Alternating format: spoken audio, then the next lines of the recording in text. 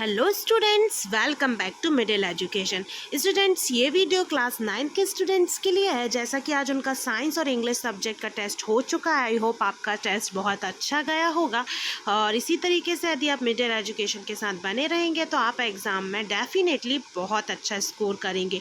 तो अब मैं वीडियो लेकर आ गई हूँ आपके लिए सोशल साइंस का, जो कि आपका कल टेस्ट होने वाला है। कल आपका सोशल साइंस का और उसके साथ साथ मैथ्स का टेस्ट होगा।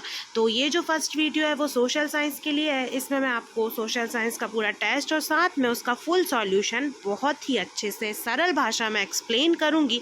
इसके बाद जो नेक्स्ट वीडियो है वो होगी आपका मैथ्स की। मैथ्स में भी मैं आपको सारे क्वेश्चंस को बहुत अच्छे से हल करके आपको एक एक स्टेप बाय स्टेप समझाऊंगी। तो इसी तरीके से यहाँ पे मिडिल एजुकेशन के साथ वीडियोस में बने रहिए। यदि आपने वीडियो को लाइक नहीं किया है तो लाइक और शेयर करना ना भूलें। साथ में PDF आपको डिस्क्रिप्शन बॉक्स में से जाके डाउनलोड कर लेनी है। तो ये आपके सामने स्क्रीन पे सामाजिक विज्ञान का जुलाई माह का जो मासिक मूल्यांकन का टेस्ट है वो है। इसका जो टोटल पूर्णांक है वो 20 अंक का पेपर है। समय जो है वो 1 घंटा है, जो कि आप अभी तक देखते हुए आ रहे हैं सारे टेस्ट में। अब हम यहाँ पे आगे बढ़ते हैं और देखते हैं कि यहाँ पे आपका ये जो पेपर है वो थोड़ा सा डिफरेंट ब्लूप्रिंट के हिसाब से बनाया गया है। इसमें टोटल आपके 2 प्रश्न है, लेकिन उसके अंदर आपके और ज़्यादा प्रश्न दिए हुए हैं। पहला जो है वो है एक शब्द या एक वाक्य में आपको उत्तर लिखना है, और जो कि है आपका 6 अंक के प्रश्न। इसमें आपको अलग अलग 6 प्रश्न मिलेंगे। तो पहला हम देखेंगे, अरुणाचल प्रदेश और गुजरात के स्थानीय समय में कितना अंतर हो सकता है। तो इसका जो उत्तर है वो आप ऐसे मौखिक याद कर सकते हैं। पहले का जो उत्तर है वो होगा 2 घंटे। क्या हो जाएगा इसका? 2 घंटे। अरुणाचल प्रदेश और गुजरात के स्थानीय समय में 2 घंटे का अंतर है। अब दूसरा प्रश्न है, कर्क रेखा भारत के कौन कौन से राज्यों से होकर गुजरती है। इसका आपको नाम लिखना है। तो कर्क रेखा जो है वो 8 राज्यों से होकर गुजरती है। ये आपको ध्यान में रख लेना है। 8 राज्यों से होकर गुजरती है, जिसमें कौन कौन से राज्य हैं? पहला है गुजरात, दूसरा है आपका राजस्थान, उसके बाद हम देख लेंगे कि जो तीसरा राज्य है वो हो जाएगा आपका मध्य प्रदेश। उसके बाद फिर हम देखेंगे छत्तीसगढ़। मैं शॉर्ट फॉर्म में लिख दे रही हूँ, मध्य प्रदेश, ठीक है। उसके बाद फिर छत्तीसगढ़, उसके बाद फिर हम देखेंगे छत्तीसगढ़ के बाद है आपका झारखंड, फिर उसके बाद है पश्चिम बंगाल,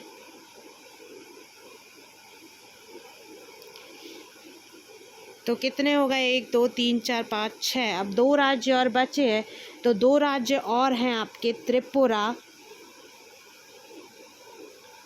और एक और है मिजोरम।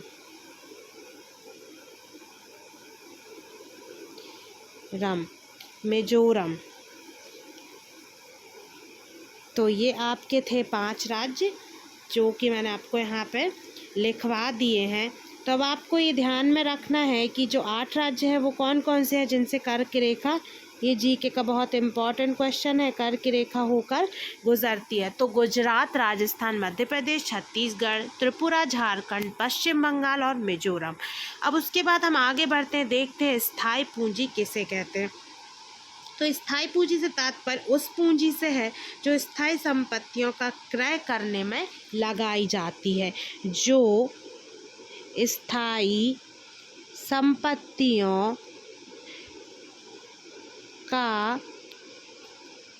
क्रय करने के लिए लगाई जाती है। स्थायी संपत्तियों का क्रय करने लगाई जाती है, ठीक है। तो उसको क्या बोलते हैं? स्थायी पूंजी। स्थायी संपत्तियों का जिसके द्वारा क्रय किया जाता है, मतलब स्थायी संपत्तियों की जिसके द्वारा खरीद की जाती है, तो उसे स्थायी पूंजी कहा जाता है। तो आप ऐसे लिखेंगे कि स्थायी पूंजी से तात्पर्य उस पूंजी से है जो स्थायी संपत्तियों का क्रय करने के लिए उपयोग में लाई जाती है, या फिर स्थायी संपत्तियों का क्रय करने के लिए लगाई जाती है। अब उसके बाद आगे बढ़ेंगे, देखेंगे हम क्वेश्चन नंबर 4। पेट्रियाट नामक पत्र के प्रकाशन का कार्य किस नेता ने आरंभ किया? तो इसका सही उत्तर है हरीश चंद्र मुखर्जी। इसका सही उत्तर होगा हरीश चंद्र मुखर्जी। ठीक है, तो ये इसका सही उत्तर हो जाएगा। उसके बाद पांचवा है, शक्ति विकेंद्रीकरण का सिद्धांत किसने प्रतिपादित किया? तो इसका सही उत्तर है मॉन्टेस्क्यू। इसका जो सही उत्तर है वो है मॉन्टेस्क्यू। ठीक है, ये इसका सही उत्तर हो जाएगा। उसके बाद यहाँ पे हम देख लेते हैं, फिर उसके बाद आगे बढ़ते हैं और देखते हैं 6वें नंबर का प्रश्न, किस अवधि के दौरान चीन ने विश्व के इतिहास में अपना सबसे बुरा काल दर्ज किया? तो ये था 1958 से 1961। 1958 से 1961 इस अवधि में सबसे बुरा जो काल है वो दर्ज किया गया। अब हम आगे बढ़ते हैं और देखते हैं, ये आपके थे 6 अंक के प्रश्न। अब है यहाँ पे आपके 2 अंकीय प्रश्न, जो कि 7 प्रश्न यहाँ दिए हुए हैं, तो आपके को इनके उत्तर लिखना है। पहला प्रश्न है, लोकतंत्र में अभिव्यक्ति की स्वतंत्रता के अधिकार का क्या महत्व है? तो ये जो अभिव्यक्ति की स्वतंत्रता है वो अनुच्छेद 19 में दी गई है, इसका वर्णन किया गया है। और इसका मतलब क्या है कि किसी व्यक्ति के पास अभिव्यक्ति की स्वतंत्रता का अधिकार होगा, जिसके तहत वो किसी भी तरीके की जो विचार हैं, सूचनाएं हैं, उनका आदान प्रदान के लिए वो स्वतंत्र होगा। वाक और अभिव्यक्ति की स्वतंत्रता जो है वो प्रजातांत्रिक शासन व्यवस्था की आधारशिला इसको माना गया है। उसके बाद देखते हैं प्रश्न क्रमांक 2, कृषि क्षेत्र में कौन सी बेरोजगारी पाई जाती है? तो इसका सही उत्तर है प्रच्छन्न बेरोजगारी। इस शब्द को अच्छे से देख लीजिए आप, प्रच्छन्न बेरोजगारी भारत के कृषि क्षेत्र में पाई जाती है। उसके बाद फिर प्रश्न क्रमांक 3 में हम देखेंगे कि प्रच्छन्न बेरोजगारी क्या है। यहाँ आपको इसकी परिभाषा देना है। तो यहाँ पे हम देख लेंगे कि प्रच्छन्न बेरोजगारी उस बेरोजगारी को कहते हैं जिसमें कुछ लोगों की उत्पादकता शून्य होती है, अर्थात कि उनके काम का उतना महत्व नहीं होता कि यदि उन्हें काम से भी हटा दिया जाए तो उत्पादन में कोई अंतर नहीं होगा। मतलब कि उत्पादन उतना ही होगा, जिन भी जगह वो सेवाएं दे रहे हैं वहाँ वस्तुओं का उतना ही उत्पादन होगा। विकासशील देशों में प्रच्छन्न बेरोजगारी अवसर मौजूद होती है, जिसकी बड़ी आबादी श्रम शक्ति में शेष का सृजन करती है। मतलब कि कुल मिला के श्रमिकों की अधिकता होना, काम की कमी, एक तरीके से इस कारण भी ऐसी स्थिति उत्पन्न हो जाती है। उसके बाद हम देखेंगे चौथा प्रश्न, तृतीयक क्षेत्रक से क्या आशय है? उदाहरण दीजिए। तो हम यहाँ देखेंगे कि जो तृतीयक क्षेत्रक है वो अन्य क्षेत्रों से भिन्न है। ऐसा क्यों? क्योंकि इसकी जो गतिविधियाँ हैं वो अन्य क्षेत्रकों मतलब कि प्राथमिक और द्वितीयक के विकास में मदद करती हैं।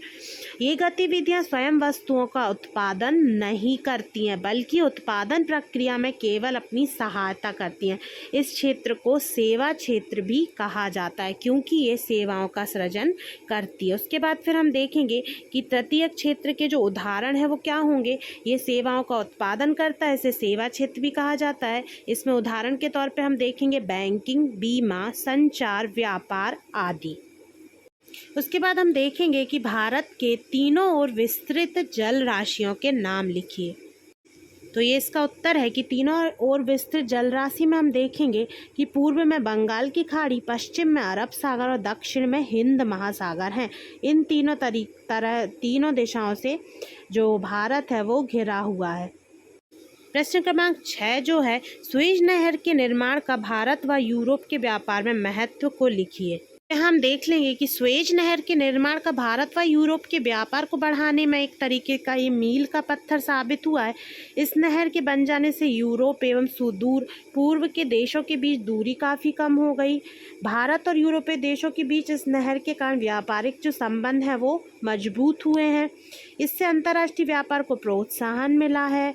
इस मार्ग पर चलने वाले जो जहाज हैं उनको 2 स्थानों पर ईंधन मिलता है, एक तो म्यांमार और दूसरा पूर्वी द्वीप, मिट्टी का तेल और पश्चिमी यूरोप देशों में कोयला। तो ये सब इसके जो हैं वो फ़ायदे हुए हैं। उसके बाद हम देखेंगे प्रश्न क्रमांक 7वां, जो कि इस पेपर का अंतिम प्रश्न है। भारत में मानक समय की आवश्यकता क्यों है, बिंदुओं से स्पष्ट कीजिए। तो हम यहाँ उत्तर देखेंगे कि इसके कुछ मुख्य कारण हैं। भारत के पूर्वी तथा पश्चिमी छोर के मध्य 30 डिग्री देशांतरों का अंतर है। 30 डिग्री जो देशांतरों का अंतर है उसकी वजह से। दूसरा, यह अंतर समय के अनुसार लगभग 2 घंटों के बराबर है। तीसरा, समूचे देश को व्यवस्थित करने के लिए एक ही समय की आवश्यकता पड़ती है। तो ये था आपका मासिक मूल्यांकन का विषय सामाजिक विज्ञान का पेपर। अब मिलते हैं नेक्स्ट वीडियो में गणित के पेपर के साथ। तब तक आप इन सारे प्रश्नों को अच्छे से याद कर लीजिए और अपने टेस्ट में अच्छे से अच्छा स्कोर करिए। तो मिलते हैं नेक्स्ट वीडियो में। Thanks for watching this video.